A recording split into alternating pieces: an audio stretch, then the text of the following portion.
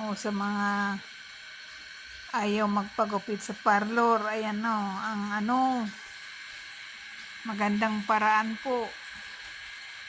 Paggupit, suklay nyo lang para mapantay mula sa likod hanggang harapan.